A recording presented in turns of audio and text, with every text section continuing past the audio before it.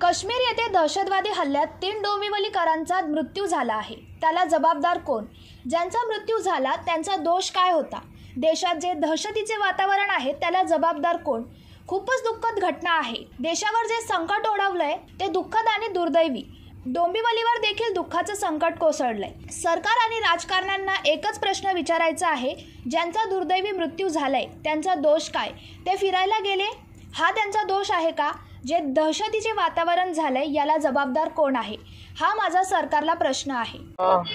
लेले, मोने आणि जोशी ह्या तिन्ही परिवारावरती जी आज दुःखाचं डोंगर कोसळलंय, त्यांना ईश्वर हे दुःख पेलवण्याची शक्ती देव। आज आपल्या देशावर जे संकट ओढवलंय ते अतिशय दुःखद आणि दुर्दैवी आहे। या घटनेचा आम्ही तीव्र शब्दामध्ये निषेध करतो। आज आमच्या डोंबिवलीवर देखील एक दुःखाचा सावट पसरलेला आहे। डोंबिवलीमध्ये वातावरण दुःखमय आहे आणि या सर्व परिवारांच्या बरोबर शिवसेना उद्धव बाळासाहेब ठाकरे पक्ष खंबीरपणे उभा आहे, हे सांगण्यासाठी आज आम्ही त्यांच्या घरी आलो होतो आणि त्यांना भेट दिली। एकीकडे पर्यटकांना संरक्षण देण्याची जबाबदारी सरकारची नाही। मला फक्त सरकारला किंवा जे काही राजकारणी आहेत त्यांना एकच प्रश्न विचारायचा आहे, आज ज्या दुर्दैवी लोकांचा मृत्यू झाला यांचा दोष काय? आपण बघितलं तर हे सगळे 45च्या आतले सर्व तरुण मंडळी आहे ज्यांचा आज दुर्दैवी मृत्यू झालेला आहे। यांचा दोष काय?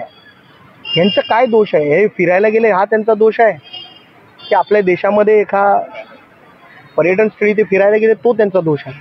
मला सरकारला एकच विचारायचं आहे की आज एवढ्या दहशतीखाली लोकांचं जगणं झालं आहे की या दहशतवादामुळे जे आज वातावरण देशामध्ये झालं आहे याला जबाबदार कोण आहे ते सरकारला मला विचारायचं आहे। Bureau report, Janshakti, Dombivli.